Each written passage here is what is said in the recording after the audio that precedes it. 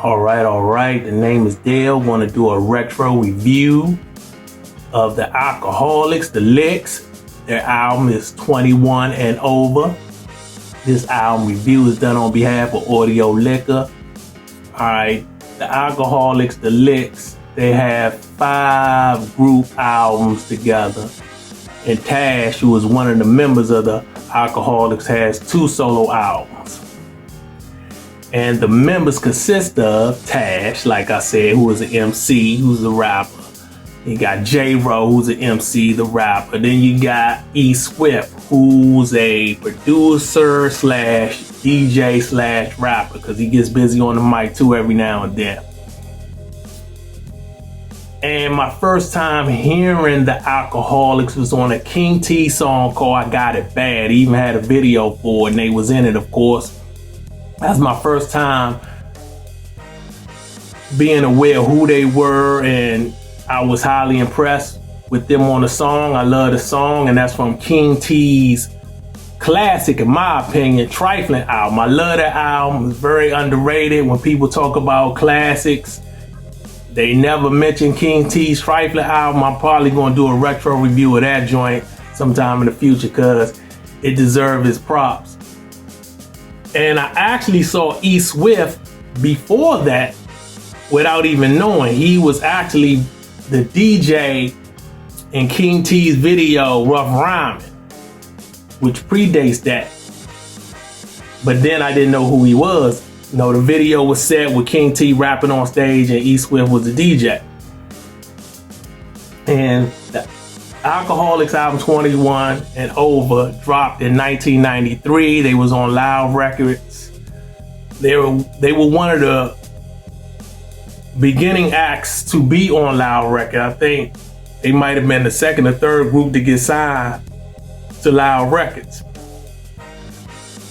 And Tash, he was the nicest one. J-Ro did his thing, and E Swift could rap his ass off for a producer. He was good.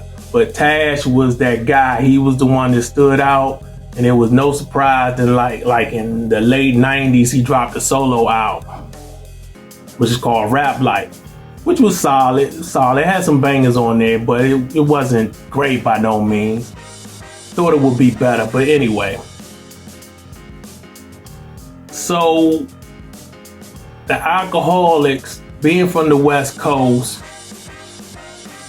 they embody, of course, with a name like the Alkaholiks, they talked about drinking a lot, like getting pissy drunk. They talked about smoking. They talked about getting chicks fucking and all that shit. And they talked about partying. But it was sort of wrapped up in a battle rap mode. It was like battle rappers talking about drinking, smoking, fucking, and partying. It was like backpackers on some Animal House shit. It was very unique and different at the time.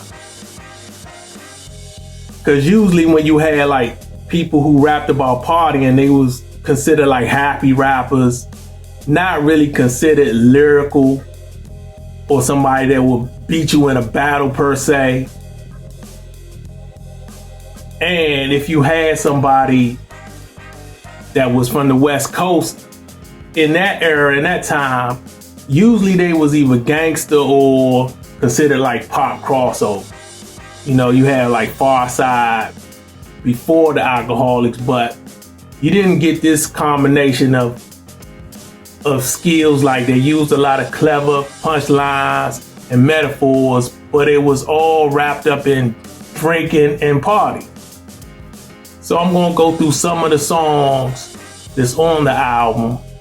Not gonna go through all of them. It's only 10 tracks on there, and I think it's only 2 songs that I don't care for on the joint. So this is a very strong debut album. I highly recommend, if you haven't heard this, you get it somehow. Highly recommend it. Very strong debut album.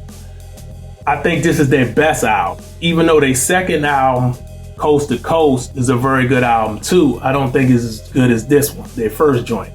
And I also like their last album, which was called Firewater. I think that was a good bounce back album from the previous album, which was called XO Experience. That was disappointing. But it did have some bangers on there, but it was overall disappointing. So I would go 21 and over, Coast to Coast, and I would go Firewater. Firewater is almost neck and neck with Coast to Coast to me, but that's just me. So their very first song from this 21 and over album is called Liquid, featuring King T, produced by E Swift. Very strong song out the gate. Everybody goes in. It's like when King T and the Alkaholiks on a track together, the level of rhyming just goes up. Very strong song. Oh, it's ugly face music. Then you got another song called Only When I'm Drunk, produced by E Swift. They used the same sample that EPMD used for It's My Thing, and the same sample that Jay-Z used for Ain't No Nigga, the joint featuring Foxy Brown. But the Alkaholiks used it before Jay-Z and used it after EPMD. You know that don't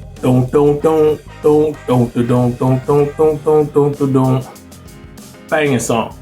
And you got another track called Last Call for Alcohol, produced by E Swift.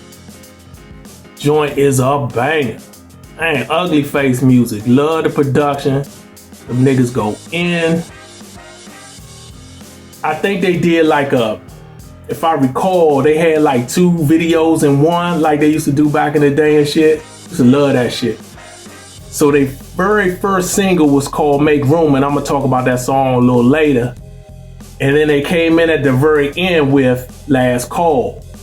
So in the video, Make Room is a monster song as is. And then when that shit came in at the end, I was like, oh my God. I gotta get that fucking out. Then they got another track called Turn the Party Out, featuring Luke Pack, and it's produced by the Luke Pack. This is just some niggas rhyming in a cypher. It's like some niggas rhyming in a cypher at a house party. The joint is banging. And at the very end, somebody gets too drunk and does some fucked up shit. And I think it's E Swift, if I'm not mistaken. I don't know, one of the alcoholics. He's like, all right, everybody get their shit, get the fuck out. And that's how the song ends. Love that joint. And they got another track called Bullshit, which is featuring King T, produced by King T. Dig the hook, really dig the hook. Niggas say I'm whack as shit, bullshit, something like that, how the hook go. I can't remember exactly how the hook go, but it was one of my favorite joints, still one of my favorite joints. And then you got another track called Make Room, which I talked about. They had a video, I believe this was their first single, produced by E Swift. Man, this beat is hard, trunk music, this shit is thumping. This is some serious, nasty, ugly face music for real. I love this joint. Still bumps in the ride today. And you got another track called Who Them Niggas, featuring Threat, produced by E Swift. They just go in, very good way to close the album out. And no, Threat was from the West Coast also. His album, I think his one and only, I'm pretty sure he put out albums after that I didn't know about, but this was his first album. It was called Sick in the Head, which I bought on a cassette back in the day. That's a very underrated album. Love that album. I think I'm gonna do a retro review on that joint sometime in the future too, because a lot of people not aware of that album. And Threat, for those who might remember and know, he was one of the dudes featured on Ice Cube's song Colorblind, which is on the Death Certificate album from Ice Cube. He was one of the guys featured on that joint, along with Cam and I think Mad Circle. Yeah. So this is, like I said, I love this album. It's very underrated. You never really hear people talking about this album when they talking about high quality albums from the 90s. Alkaholiks almost feel like they they very underappreciated. They don't really get talked about at all as a whole. Not even just this album specifically, just a whole as a group. Cause they made quality albums. The only album that I was kind of iffy on was the XO Experience joint, and even that had some bangers. So if you haven't heard this joint, I highly recommend it. And I gotta do a shameless plug. Me and my folks Charles, we got an album together. It's Charles and the Ugly Professor. I am the Ugly Professor. He's the rapper, I'm the producer. Did an album called Force Multipliers. It's on all music streaming platforms. Highly recommend you get it. It's cool, crazy, ugly face music. There you have it. I'm done. I'm finished.